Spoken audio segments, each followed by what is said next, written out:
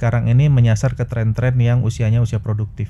Kalau dulu mungkin usianya usia lanjut, sekarang usia yang lebih muda lah, anak sekolah, usia produktif itu udah mulai terjangkit seperti itu. Jadi pencegahannya tentu adalah pencegahan yang ya pola hidup sehat gitu ya, pola hidup sehat, menjaga tekanan darah, kurangi makanan-makanan yang berpemanis ataupun yang berkadar lemak tinggi, ya hal-hal seperti itulah.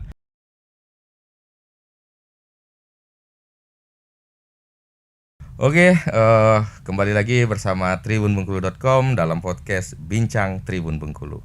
Hari ini kita akan membahas tentang pelayanan cuci darah dan gagal ginjal yang menjadi salah satu program yang di-cover oleh BPJS Kesehatan Kantor Cabang Bengkulu.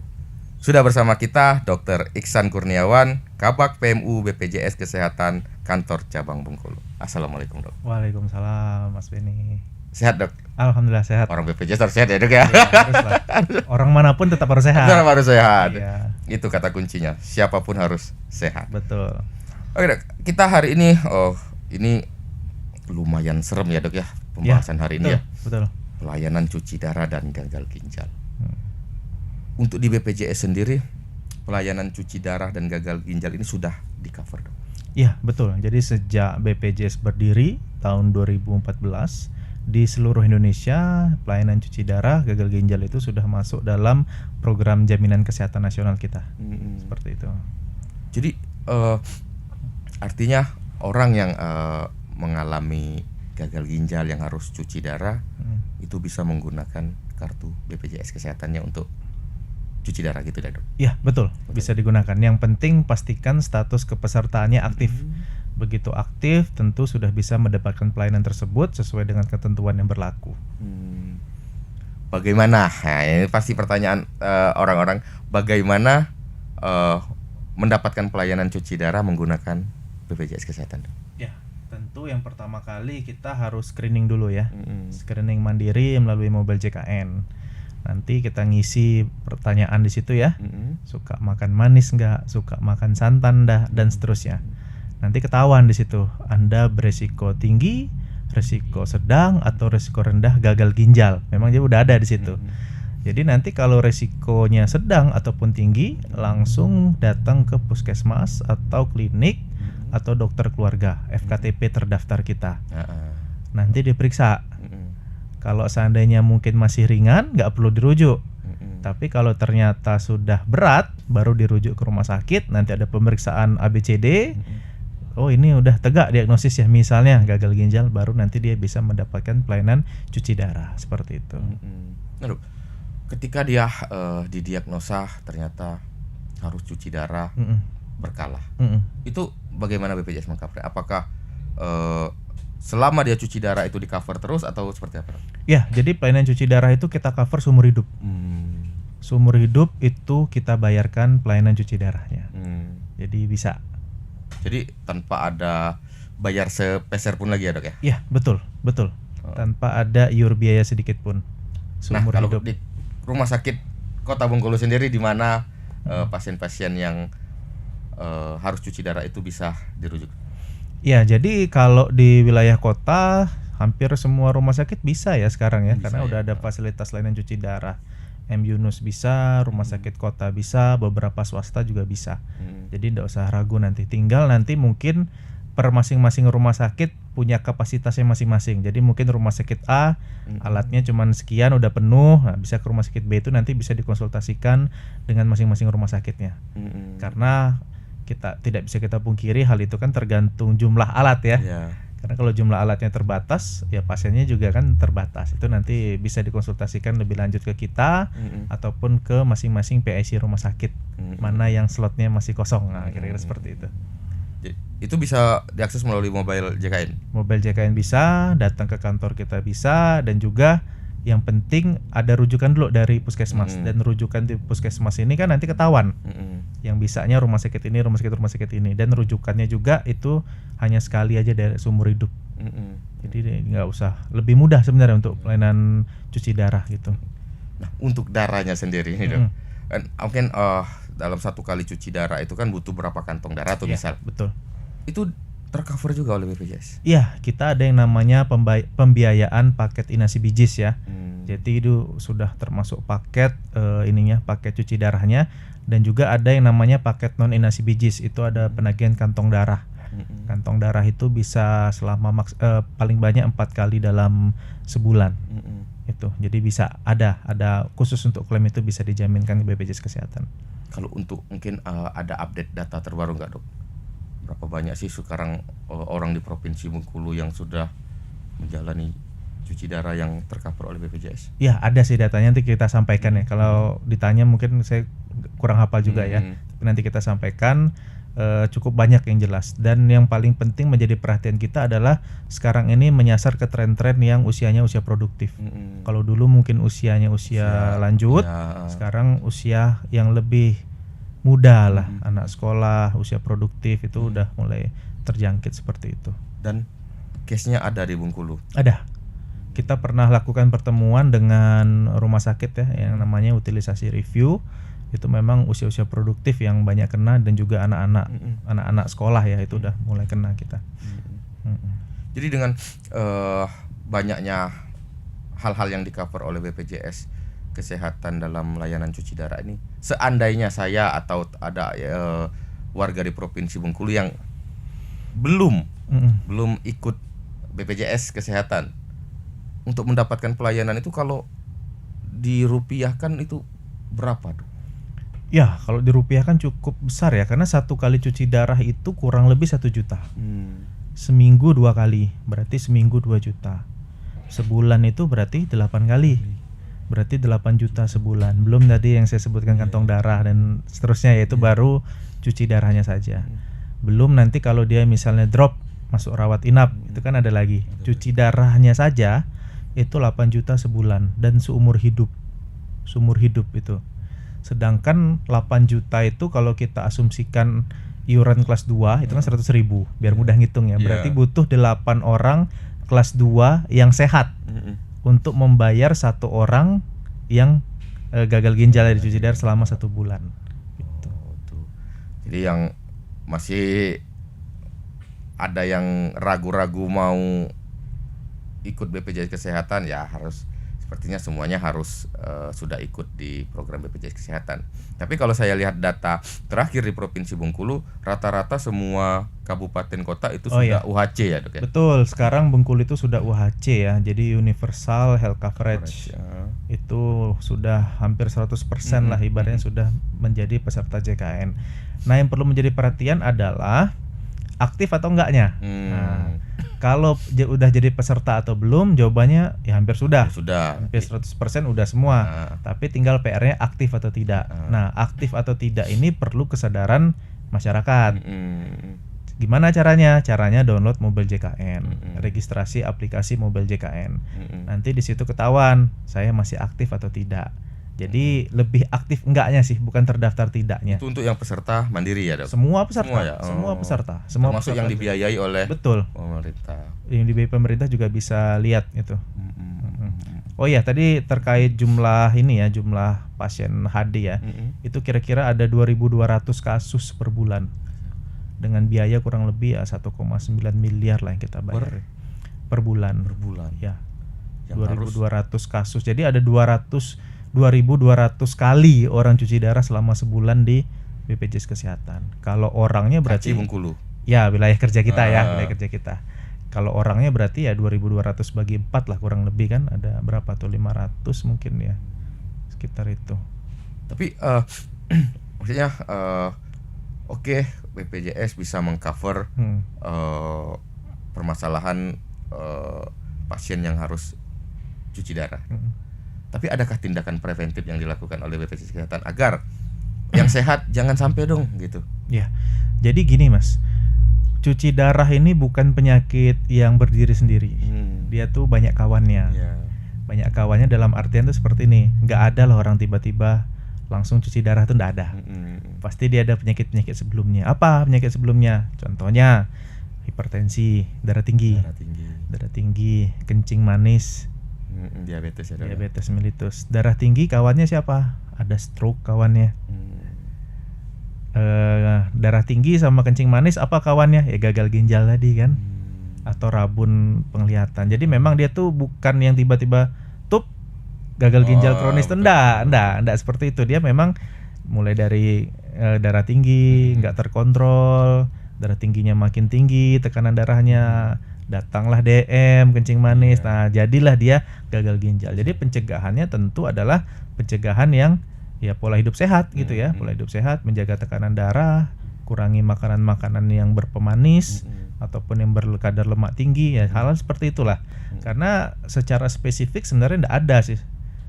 Ya jadi ya itu, olahraga, tetap kan hindari makanan minuman manis. Nah, banyak anak-anak sekarang yang kena ya karena banyak konsumsi yang ya mohon maaf ya, minuman-minuman manis, kemasan dan seterusnya itu. Nah, itu makanya trennya sekarang banyak ke usia-usia produktif. Seperti itu ya. Jadi mencegahnya lebih ke kesadaran diri sendiri seperti itu. Artinya cuci darah ini bukan tiba-tiba ya, Dok, bukan ya. Tiba-tiba. Pasti ada latar belakang yang ya membuat dia harus cuci darah ya, Dok. Ya, dan satu lagi saya lupa. Kita harus sering-sering minum air putih. Karena cuci darah itu kan gagal ginjal yang sudah kronis. Sebelum kronis ada yang namanya gagal ginjal akut gitu kan. Nah, akut ini biasanya kurang minum gitu.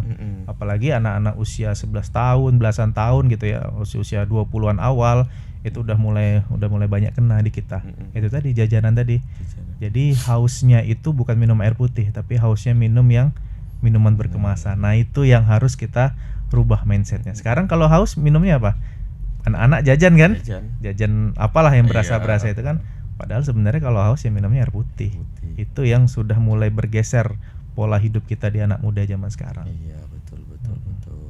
Karena kan apalagi di pinggir-pinggir jalan ya. Kan udah 3.000 nih harganya. Sudah tahu berapa tuh kan? Iya kan udah geser, udah salah itu sebenarnya itu.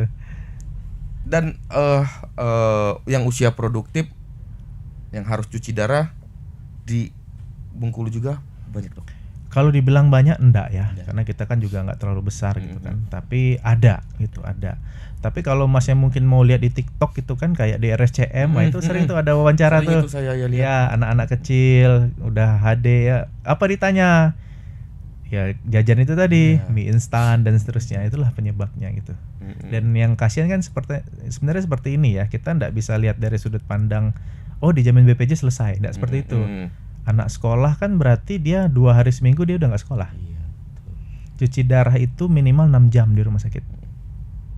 6 jam dia minimal di rumah sakit, belum ngantri dan ngambil obat dan seterusnya ya. Ya berarti kan sehari udah nggak sekolah dia. Seminggu 2 kali dia nggak sekolah, sebulan udah 8 kali dia nggak sekolah.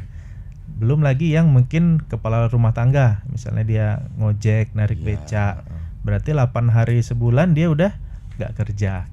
Sehingga apa? Yang anak kecil mempengaruhi ininya ya, pendidikannya, yang kepala keluarga mempengaruhi pendapatan rumah tangga. Jadi ya, ada BPJS dijamin selesai. Enggak ya. Masalahnya jauh lebih besar dibanding itu gitu. Ya kalau boleh pilih ya mending nggak kepake itu, Dok. Iya betul. Mending pakai BPJS kesehatan ya, demam panas atau flu ya, ketimbang pakai itu. Jadi intinya adalah ini adalah upaya BPJS kesehatan dalam memberikan atau mengcover bagi mereka yang sudah terlanjur kena ya, Dok, betul, ya. Tapi peringatan yang paling penting adalah bagi yang maksudnya yang belum, ya tolong dijaga kesehatannya gitu, betul, ya, Dok. Nah, Dok, kalau untuk apakah bisa nih di rumah sakit yang atau di paskes-paskes yang ada di Kota Bengkulu, apakah ada cek fungsi ginjal, Dok? Oh ya. Jadi cek fungsi ginjal ini sifatnya bukan screening cek darah, bukan ya. Tapi lebih ke apabila ada gejala gitu kan, gejala misalnya apa gitu kan, udah ada darah tinggi, udah ada DM, sering kencing gitu-gitu ya, lemas badan, bengkak. Nah, ketika sudah ada gejala-gejala yang menjurus ke gagal ginjal, baru diperiksa labnya yang menjurus untuk mendiagnosis gagal ginjal. Bukan berarti semua orang bisa cek ginjal tuh enggak ya. Hanya orang-orang yang dianggap dicurigai gitu, berdasarkan kondisi klinisnya baru diperiksa, itu bisa dijamin. Itu harus lab ya dok ya? Lab, ya, karena penegakan diagnosanya harus lab. Berdasarkan apa? Itu tadi ciri-cirinya yang kita curigai seperti itu. Tapi misal ini dok, nggak punya hipertensi nih misal, DM juga enggak.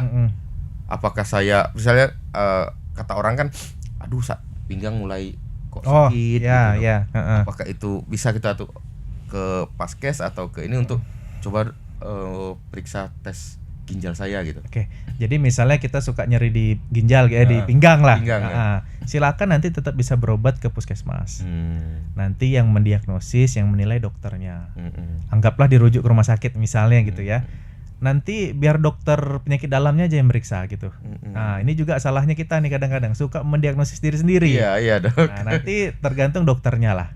Tergantung dokter. Nanti kalau menurut keilmuan dokternya, oh ini ada kecurigaan gagal ginjal, pasti disuruh periksa ginjal, fungsi ginjal.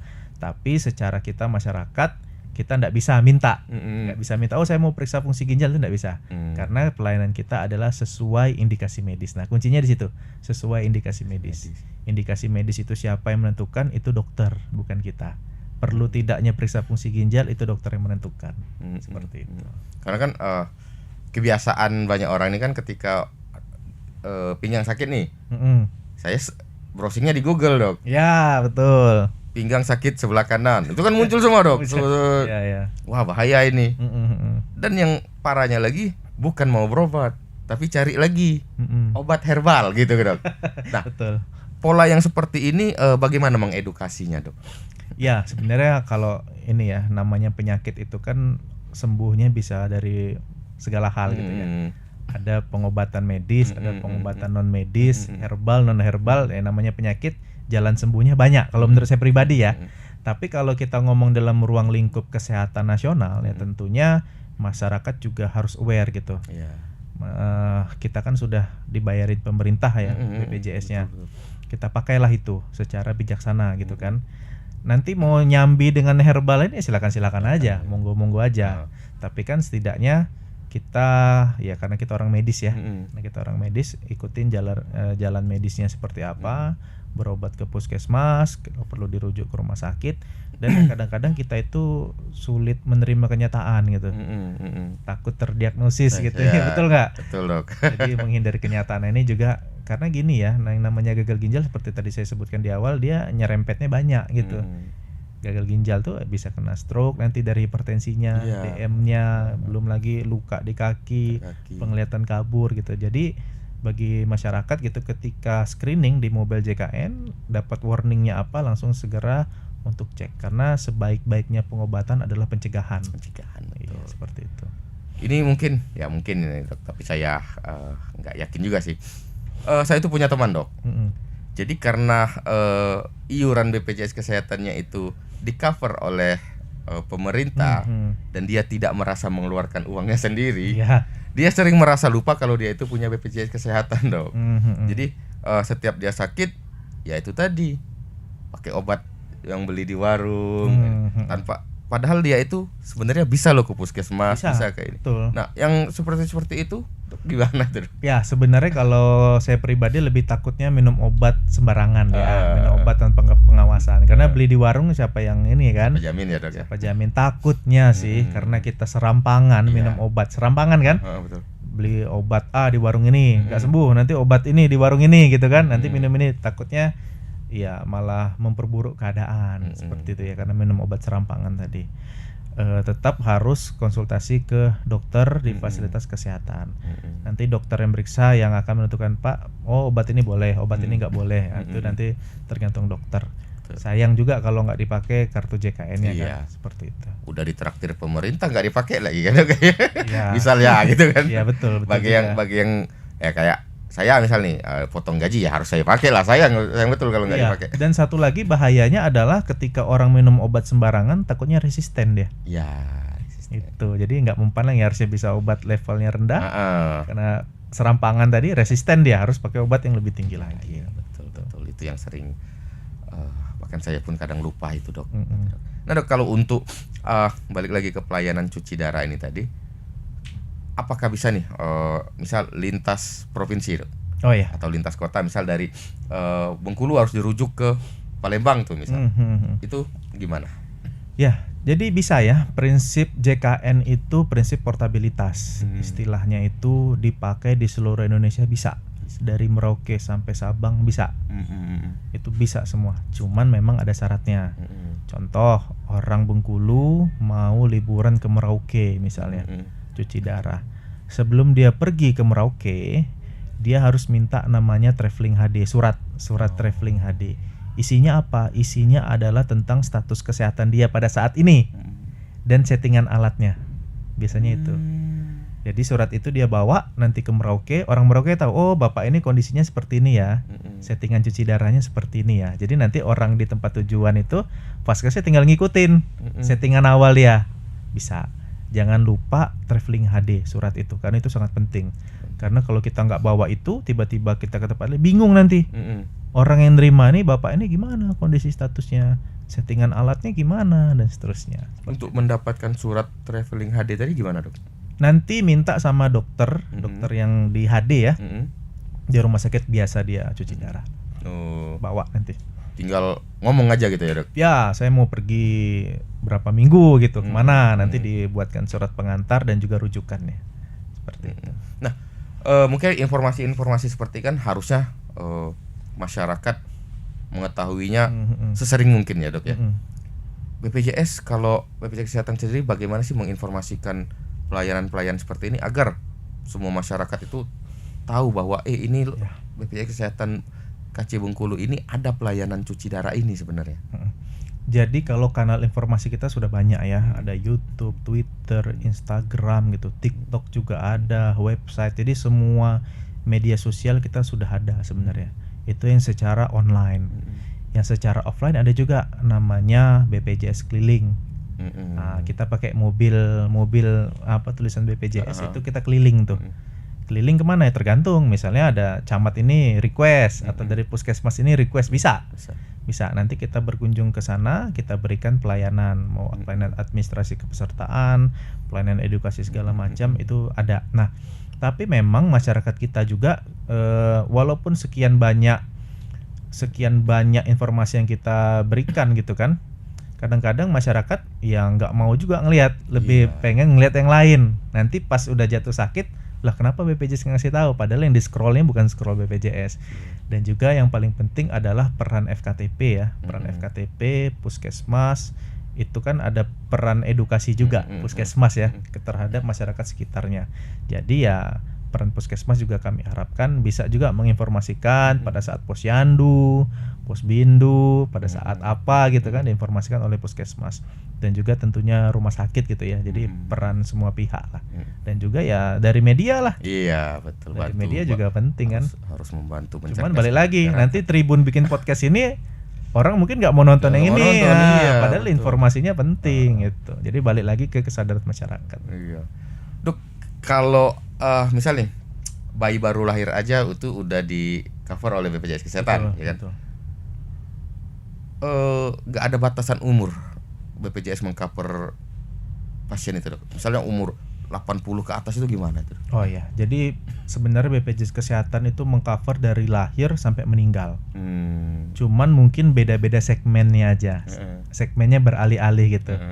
Misalnya dari anak kecil, segmennya masih ngikutin orang tuanya yang PNS, gitu kan. Tapi nanti kalau anaknya sudah kerja, dia beralih segmen dong. Entah dia jadi mandiri, atau mungkin mohon maaf ekonominya turun, beralih segmen menjadi yang dibantu pemerintah. Jadi sebenarnya dijamin dari lahir sampai meninggal. Tapi memang sepanjang perjalanan itu berubah-ubah aja segmennya. Aktif nggak aktif, aktif nggak aktif, gitu aja. Tapi nggak ada batas umur. Kamu umur 80 nggak boleh lagi ikut BPJS, nggak ada. Karena kan mungkin karena terbiasa mendengar informasi-informasi di asuransi yang lain. Oh ya. Jadi kan, umur segini nggak bisa lagi nih, harus ikut ini. Artinya BPJS memastikan semuanya terjamin. Untuk saat ini ya. Saat ini. Iya. Untuk saat ini masih dijamin semua. Balik lagi ke saya tuh lebih seneng sebenarnya ceritanya kepada pencegahan, Dok. Karena kalau ceritanya soal udah terjadi itu rasanya kok serem betul ya, Dok ya. Iya, betul. Nah, ini lebih kepada saya karena juga punya anak kecil di rumah nih, Dok. Bagaimana sih sebenarnya kita itu mengasih pengertian kepada Ya ini kan anak-anak ini biasanya lebih dekat sama ibunya nih. Kok kita ngasih penjelasan ke ibunya tuh gimana? Karena kalau nggak dikasih nanti nangis. Kalau nggak itu gimana itu, Dok? Jadi saya sempat sosialisasi juga lah dengan rekan-rekan puskesmas gitu ya. Jadi sebenarnya simpel deh. Coba nanti Mas Benny beli minuman kemasan lah, apapun mereknya lah, terserah. Mau yang manis-manis lah. Iya. Nanti dilihat di ingredients atau komposisinya, itu lihat gulanya berapa gram. Mungkin di situ tertulis 12 gram, 20 gram, 30 gram. Kita kan nggak ada bayangan kan? Iya, betul. Berapa gram sih? 30 gram tuh seberapa banyak ya? Seberapa sendok gitu Seberapa kan? sendok. Nah, 1 sendok teh itu kurang lebih 4 gram. 1 sendok teh sama dengan 4 gram. Kurang lebih ya, kurang tergantung munjung atau enggaknya ya. Ah. Bisa 4 sampai 5 gram. Jadi bayangin misalnya dalam kemasan itu seginilah misalnya kan, sekotak itu kan. Lihat 20 gram. Berarti 20 bagi 4, 5 sendok teh. Dengan kemasan sekecil itu. Oh iya. Kita bayangin minum kopi lah. Minum kopi itu kan kecil juga kemasannya kan. Cangkir kopi itu kan dikit kan. Itu kita biasa gula berapa? Paling 1 sendok teh kan. Iya. Kalau saya justru minum kopi nggak pakai gula kalau saya pribadi. Tapi rata-rata orang kan 1 sendok teh sampai 2 sendok teh gula dalam 1 cangkir kopi. Bayangkan itu kemasan gulanya 20 gram, berarti itu 5 sendok teh. Oh gitu. Jadi ada bayangan gitu. Nah, jadi coba nanti kalau nggak percaya belilah apa. Berapa gram gulanya? Kita lihat. Nah, segitulah banyaknya sendok teh di di kandungan itu. Bukan tidak boleh, tapi jangan terlalu sering. Nah, memang untuk anak-anak ini yang kalau saya pribadi ya, saya biasanya lebih sering ngeliatin video YouTube orang lagi cuci darah. Tunjukkan aja video YouTube itu. Karena anak-anak zaman sekarang tuh lebih nangkep kalau ditunjukin foto atau video. Gitu. Kalau diceritain agak kurang nyambung anak-anak. Tapi kalau ditunjukin foto video orang lagi dicucuk jarum gitu kan. Nah, biasanya mereka lebih takut, lebih ngeh. Nah, itu yang mungkin perlu peran orang tua walaupun kecil gitu. Takut, ngeri ditusuk jarum. Itu memang itu yang harus kita perlihatkan gitu. Biar anak-anak juga, kalau anak SD kan udah mikir lah, udah bisa mikir lah ya. Anak SD SMP kan udah bisa mikir, ngelihat video itu tangannya dicucuk jarum misalnya kan, kasih tahu kalau sakit ini berarti sehari nggak sekolah, kalau nggak sekolah nanti nggak naik kelas, nggak bisa ngerjain ulangan dan seterusnya. Insya Allah sih lebih bisa terpapar lah anak-anak dengan hal seperti itu. Tapi sebenarnya kalau 1 sendok teh tadi sama dengan kurang lebih 4 sampai 5 gram lah, Dok. Iya. Untuk anak-anak kecil itu sebenarnya berapa sih kebutuhan gula itu? Ya, kebutuhan gula ya mungkin nggak nyampe segitu ya. Ya, yang pasti kalau menurut saya ya, gula tetap boleh dikonsumsi karena itu menjadi sumber energi juga kan. Karena kalau orang nggak minum gula juga lesu kan, tetap boleh. Dan lihat juga aktivitas anaknya. Kalau anaknya di rumah sering nonton HP yang aktivitas fisiknya kurang, ya mungkin bisa dikurangi gitu kan gulanya. Tapi kalau seandainya aktivitas fisiknya main bola, itu ya nggak apa-apa lah kalau agak banyak gulanya. Angkanya mungkin saya kurang ingat ya, tapi yang jelas kita pastikan tidak berlebihan maupun tidak kekurangan gitu ya. Harus tetap menjaga aktivitas si anak juga ya, Dok ya. Ya, Sampai betul, dia sesuai. Kita kurangi gula, jadi dia susah beraktivitas gitu. Ya, cuman seingat saya ya, kalau untuk anak-anak itu ya maksimal 4 sendok makan lah. 4 sendok makan ya untuk kebutuhan aktivitas dia ya. Tapi kan tentu memang ya tergantung anak tadi kan. Kalau anaknya main bola terus ya mungkin bisa lebih dari 4 sendok makan gitu kan. Karena kalau cuma 4 sendok makan mungkin lemes, nggak bisa main bola dia gitu kan. Betul. Tapi kalau anaknya jarang aktivitas ya jangan sebanyak itu juga. Yang sedang-sedang aja lah. Oke, Dok. Mungkin bisa diulangi lagi, Dok, tentang bagaimana sih awal ketika ada pasien yang ingin mendapatkan layanan cuci darah, itu tahapan-tahapan yang harus dilakukan itu seperti apa, Dok? Oke. Jadi cuci darah ini bisa dalam 2 kondisi ya. Pertama, kondisi gawat darurat, tiba-tiba dia drop, jatuh, pingsan gitu kan. Bagi kondisi yang seperti itu bisa langsung datang ke IGD di rumah sakit terdekat di seluruh Indonesia bisa. Itu kalau sudah tiba-tiba drop. Tapi yang lebih baik adalah kita bisa deteksi lebih awal. Nah, kita tahu kita ada gejala ini, gejala itu sebelum drop ya. kita sudah aware, sadar diri, periksakan kesehatan kita ke puskesmas atau klinik FKTP terdekat kita. Periksa ke sana, jangan diagnosis diri sendiri. Nanti diperiksa oleh dokter yang menilai, dokter yang menentukan. Karena dokter yang paling tahu kondisi medis kita. Perlu dirujuk atau enggak, perlu periksa ini itu atau enggak. Kalau seandainya nanti perlu dirujuk ke rumah sakit, datang ke rumah sakit gitu loh. Ikuti perintah dokter tuh, diikuti gitu. Datang ke rumah sakit, nanti di rumah sakit diperiksa oleh dokter spesialis. Dokter spesialis jauh lebih paham dibanding kita. Perlu periksa apa saja, minum obat apa saja, pantangan larangannya apa saja, itu wajib kita ikuti nasihat atau perintah dokter tersebut. Nah, kalaupun nanti pahit-pahitnya terdiagnosis gagal ginjal dan harus cuci darah, ya kita ikuti dan itu bisa dijamin oleh BPJS Kesehatan. Asalkan pastikan status kepesertaan kita aktif. Caranya gimana? Caranya download mobile JKN. Namun yang paling penting dari hal itu semua adalah bagaimana kita bisa mencegah dengan pola hidup yang jauh lebih sehat seperti itu. Oke, terima kasih Dr. Iksan Kurniawan, Kabak PMU BPJS Kesehatan Kaci Bengkulu yang sudah berbagi banyak informasi seputar layanan BPJS dalam layanan cuci darah gagal ginjal ya Dok ya. Ya. Kita akan kembali lagi bersama tema-tema yang lain dengan tentunya dari narasumber BPJS Kesehatan Kaci Bengkulu. Tetap tonton tribunbengkulu.com. Ya. Wassalamualaikum warahmatullahi wabarakatuh. Waalaikumsalam warahmatullahi wabarakatuh.